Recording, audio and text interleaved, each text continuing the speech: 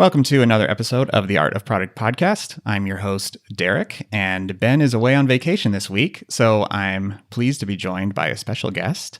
She's a UI UX expert, a consultant, host of the UI Breakfast podcast, writer, and co-founder of Userlist.io.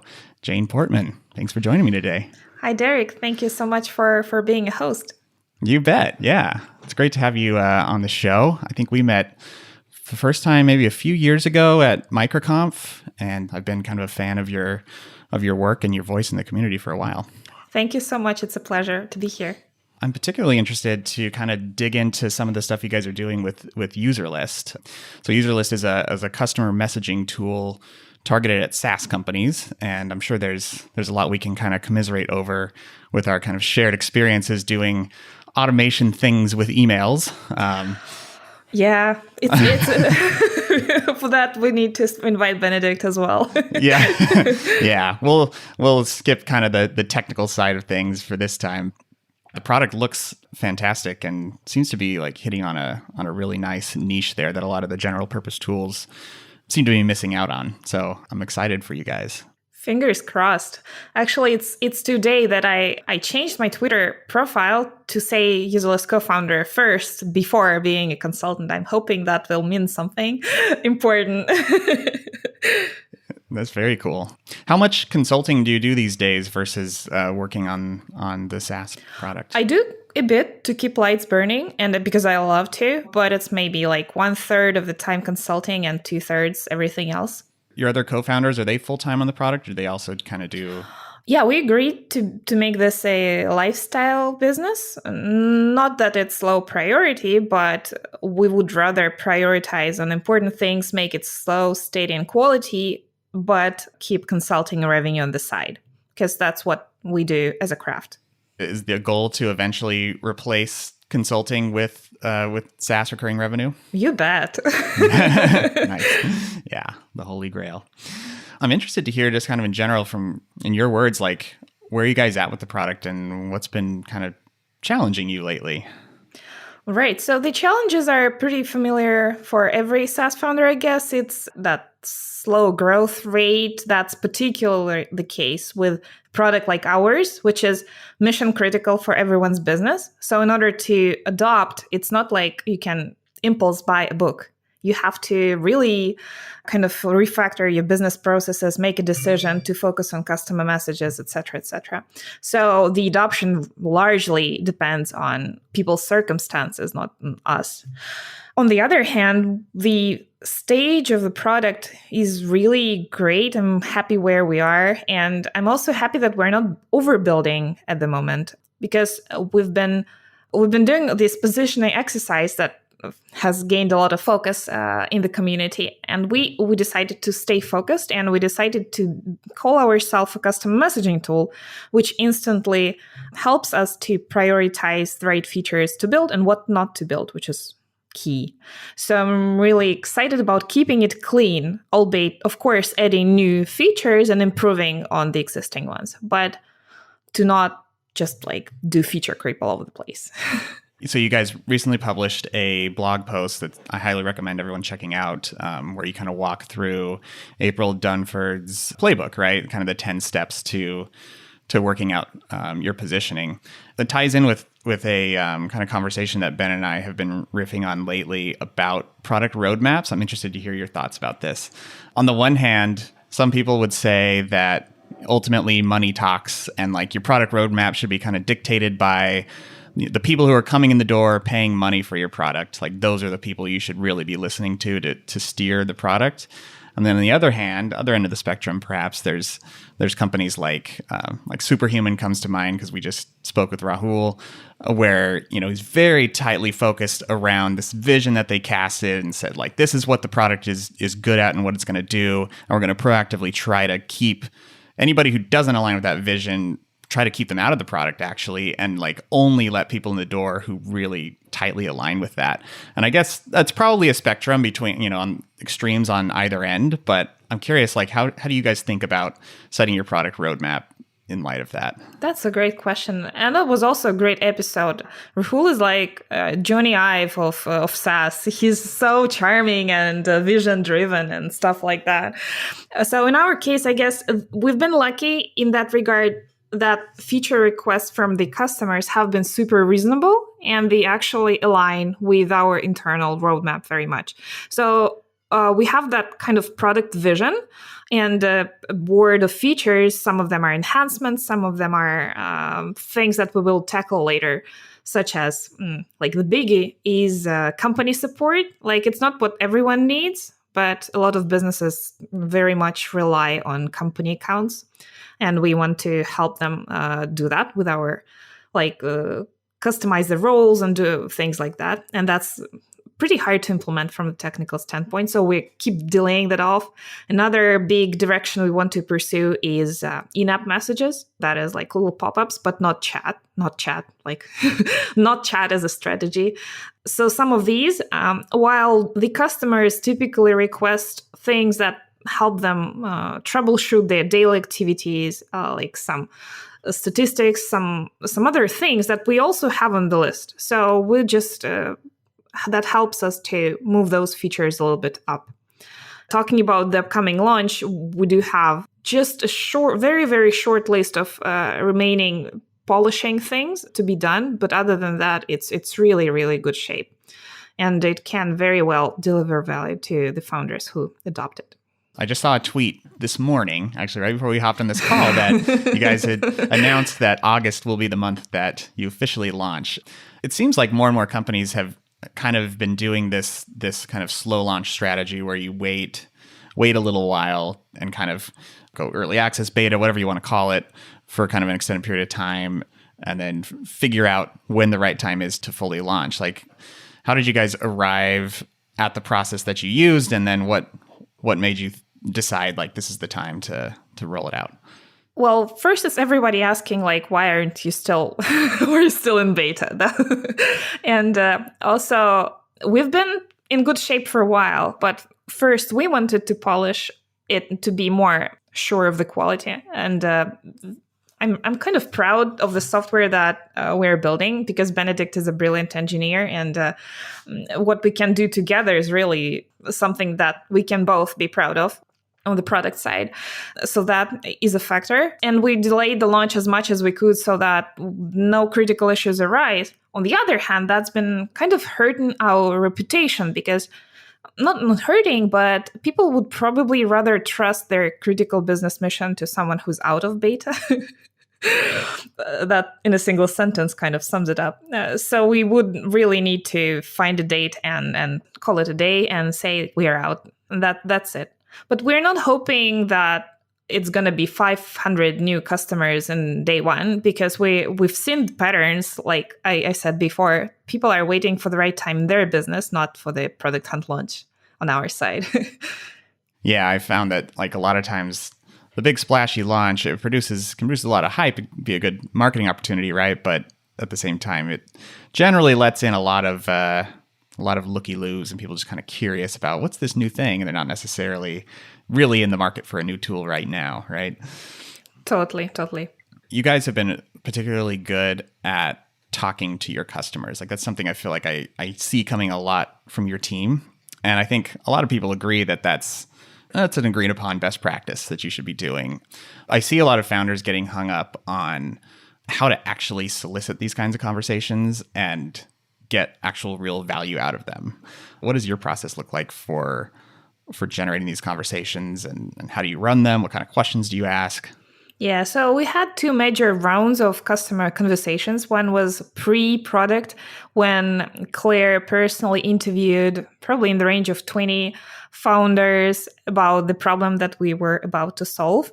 So she uses a job to be done technique to do that, and we have a large blog post about that. So we could probably link to that.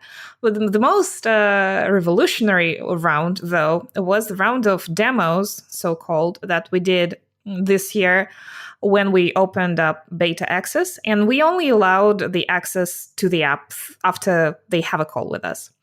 And we had a lot of those calls. And that was so great in terms of customer insights, in terms of team building, because we did a round robin, but at the same time, we tried to be present at the call more than one person at once.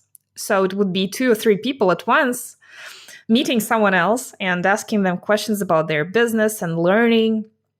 And that was a fantastic experience. I guess our key recipe is to just talk less is number one. That's pretty universal for every interview. But for our demos, they were called demos. And the actual demo part was very small. Instead, in the very beginning, we would spend like half an hour, but usually longer, just learning about their SaaS business. And you can imagine every founder is so passionate to share.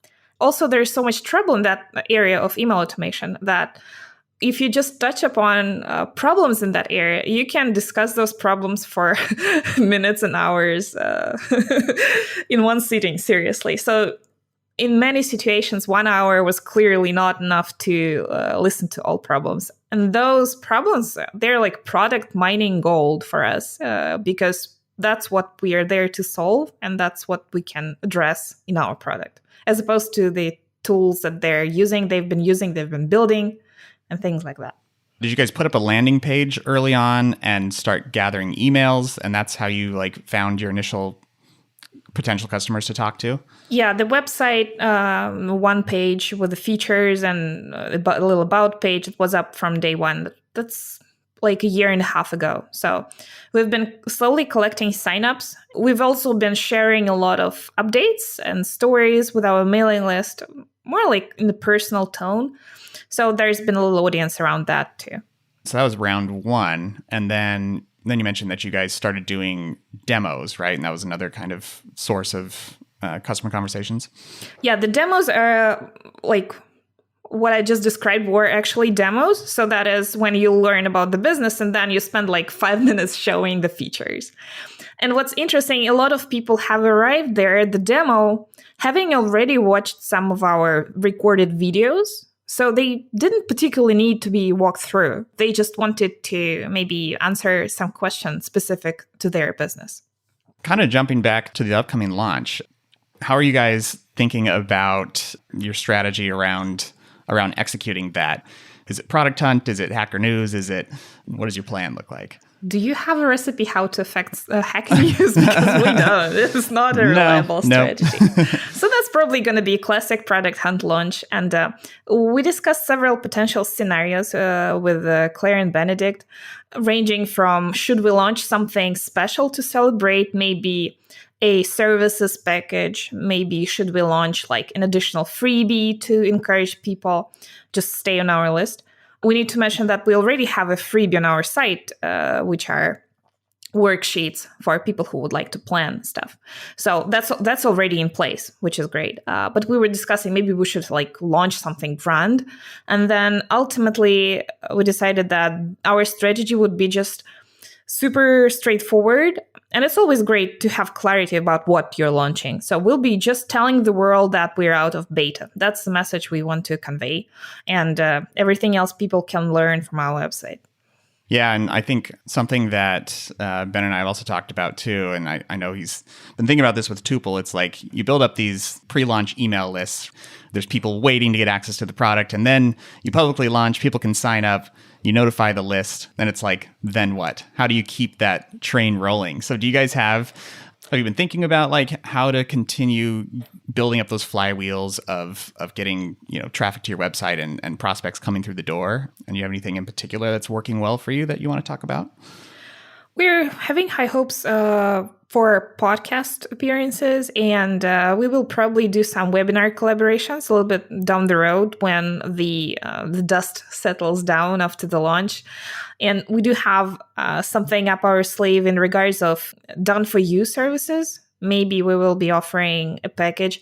Just saw a tweet from Brennan Dunn saying like doing done-for-you setup for Rate Message has been a great step. So maybe that could be useful for us as well, because it's no easy feat to plan your customer onboarding emails and the entire journey and all these variables that you need to track. So maybe people will appreciate that. So that could be another mini launch of its own, and a lot of other marketing opportunities waiting for us. We'll see how it goes. But we're hoping secretly for product-led growth, because the customers that we're gaining, it's not a huge number, but it's really exciting to see that there are some really raving fans who are loving our concept. And their word of mouth is worth much more than like any paid ads or anything like that. Getting people referring to others is definitely a powerful growth channel if you can foster that. Definitely so. And we've been talking about all of this in the community for a while. So there's got to be a time when it starts to snowball, I hope. You're a UI UX expert. I'm curious to hear what trends in the world of design, product design, need to die. Oh, you caught me off guard. I didn't know we were going to be talking about design. I think generic illustrations really need to go. It's not even funny anymore. And there's a Twitter account by Eli Schiff, a famous critic. It's called Humans of Flat Design, where he collects these generic illustrations. I've seen that. Yeah, that's hilarious. I'm with you on that one. It's I feel like the first time I saw it was maybe a few years ago. Some companies started mixing in the illustration stuff, and I was like, oh, this really softens the feel of the website, makes it feel less sterile. And now that it's everywhere, it quickly has been overused, I feel like.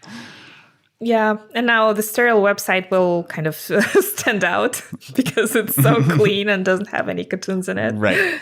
Right. What kind of UX challenges have you encountered in building out Userlist? Oh, well, I guess the limited development time, limited resources. We just had a conversation about this today, and it's great that we do have conversations like that, because I would love to jot down as many fantastic ideas as possible, and it would take me a couple hours to do that, but it would take Benedict way longer to build it. So I kind of limit myself, and I'm very protective of his time, so I'm not bombarding him with any of that. And we just noticed that there is a backwards trend that he's experiencing a lack of inspirational design for me, because we do have a roadmap, and if we kind of know what the features look like, there is no need for particularly like me coming in Figma and doing things. So we had this conversation that we should have more wild, creative, inspiring layouts, and then we can execute upon them should there be time for it. You mean like email templates, or just like designs, whatever that means. The actual screen layouts that they can be later translated to live code in the product. Because in the beginning, it all was put together. The actual design was put together pretty fast, and then we just were slowly building up on that. And it was quite thrilling to see those features from the original design to appear like gradually over time. So have you gotten any demand yet for a visual email builder? That's not in our roadmap. Yeah. Probably a good idea.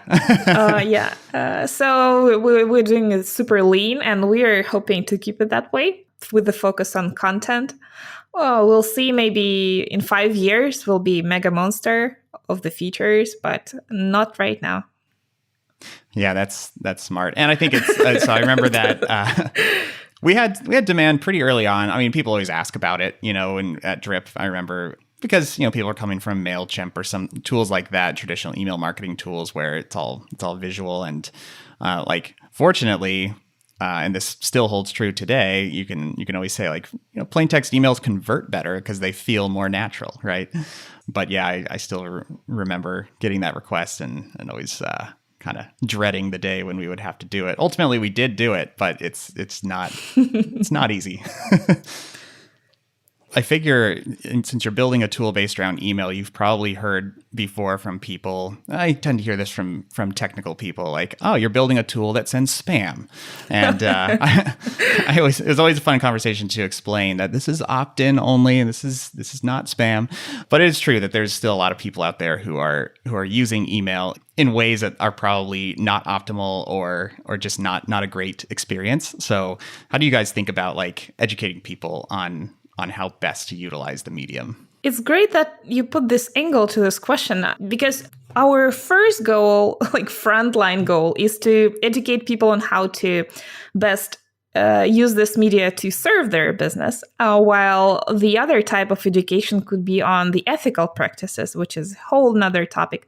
And we would love to talk more about that as well. While for today, the frontline problem is also very much in question. So we're trying to help people figure out that their customer journey, what they should be tracking, and how that relates to what they should be sending. For example, one of the key things that we try to advocate for is that behavior data should be used to not trigger stuff, but mostly to reduce the amount of email that you're sending. Which is an interesting way to think about it. Because when you hear behavior-based in your brain, you're instantly thinking like, hi, I saw you created your first project. Well, that's not the type of email that you'd want to be sending. And in return, you should be, while the person is creating a new project, you should be like clicking in your mind and in your system like, oh, I know I can omit this message, I can skip on this, on that, and just like leave them alone, basically, with their success. So how do you go about executing on that education, right? Because it's kind of, I know how difficult it can be to get users to actually, consume documentation or read emails. So like, what's your go-to strategy for transferring that information into the minds of your customers? Our go-to strategy is to surround them in the ocean of information. And we do have a number of formats that people can consume that. We're trying to participate in some educational activities, but as we know, education is like preaching is the least effective way of teaching people to do things. So to make people actually do things, we have worksheets on our website, which is like a 12-page questionnaire where you can print things out and start brainstorming what you can send to your people, like what kind of campaigns or what kind of individual messages, maybe write something down, and then you can kind of backwards plan what data you need to track in order to inform all these activities. So we're hoping that can encourage them. And we have full text templates that Claire has pulled together. That's been living in our knowledge base, and also it's incorporated in the actual product. So when you create a campaign within the product, you can just click and it will pre-populate it with a few messages in a campaign template. Some people say that it feels magical, and that's wonderful to hear. Our hope is that people will see at least one point of contact somewhere and get inspired, because that's one of the other observations, is that we can't really enforce people adopt our product. We can either wait until it hurts really bad, or the other path forward would be to strike their inspiration with some examples and blueprints and planning things. So maybe that is effective. We don't know. Let's see. Let's see how it works out. But it's a lot of resources that we spend on that direction. I wrote one of these for Level, and then pretty much any product I build, it's one of the first things I think about is like the post sign up follow-up sequence, nurturing people into, starting to use your product and getting to that minimum path to awesome, right? Where they actually start succeeding with the product. Have you found any patterns of like an optimal cadence or number of emails to send to people throughout that kind of initial setup time? I think this is largely unique to a product. But something in the range of, let's say there is a 2-week free trial. In our understanding, maybe 3 to 5 emails received in that period would be optimal. It depends on their engagement again. But it's super important to send an honest heads-up message before the trial expires, and our software can help you do that.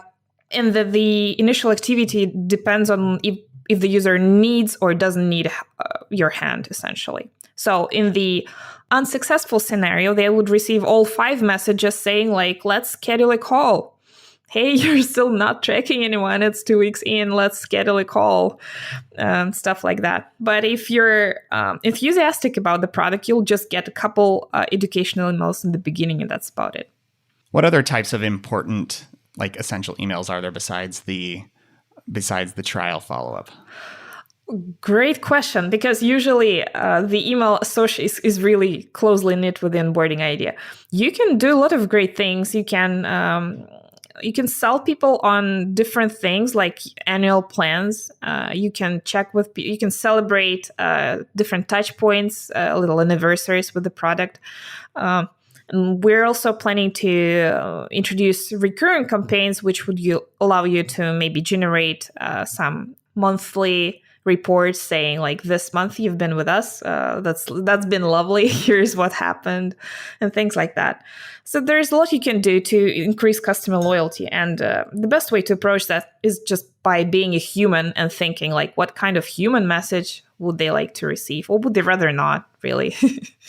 Yeah, I love that. That's kind of my approach with setting up automation. Like, obviously being in the position of someone who's thought a lot about automating emails and stuff. Like, I used to be very quick to try to like set up campaigns for every little thing, and I found that it's actually been really nice to do a lot of these types of emails by hand at first when the volume's really low, and you don't have to think really about scaling it that much, and then kind of seeing what resonates, what kind of messages do people really like seeing at different times and stuff, and then later on figuring out like how to put that into an automated sequence, but really trying to emphasis on keeping it feeling like I just authored the email to them. Yeah, but still, one thing that it's probably our opinion, you shouldn't really be pretending that you're sent from iPhone kind of message. Yeah, I mean, we all know how this is all. Yeah, I've actually put in some emails like, yes, this is an automated email, but the reply to email address really does go to my inbox, and I'll respond to you if I'm sending it that way. If it's going to a support email inbox, I might not put that this is going to my personal inbox, because that wouldn't be quite honest. But yeah, I'm with you on that. Like, trying to fool people into thinking that it's sent by hand is probably not the best these days. Yeah, the field is so saturated that the only possible path forward, we think, is being genuinely helpful and empathetic to your users. Like, the kind of idol that comes to mind is Paul Jarvis with his trust-based marketing. And he does send automated dispatches every Sunday. We all know it's a newsletter, but it feels personal just because he's a nice human being, and being a nice human being is important at all stages. Yeah. You can't fabricate that trust. You have to earn it, and you have to build it up over time. And it's, just jumping right into, falsely familiar automated campaigns won't necessarily get you there. You gotta put in the hard work. Definitely so. Anything else you wanted to touch on before we wrap up, Jane? I think we're good. All right. Well, I'm excited that you guys are going to be launching next month. I'll be waiting to see the rollout and cheering you guys on. And congrats for making it to that stage. Thank you so much. It means so much to be here, and I can't wait for another episodes with you at UI Breakfast Podcast, so they can share your story. Totally looking forward to being on the show. Where can people keep up with you online? The best place, of course, is our website, userlist.io. And like we said before, we have a ton of stuff in there that's supposed to be genuinely useful. So do subscribe and do follow our journey and the materials that we have in place. Well, cool. Thanks so much, Jane. Show notes for this podcast can be found at artofproductpodcast.com. And we'll see you next time.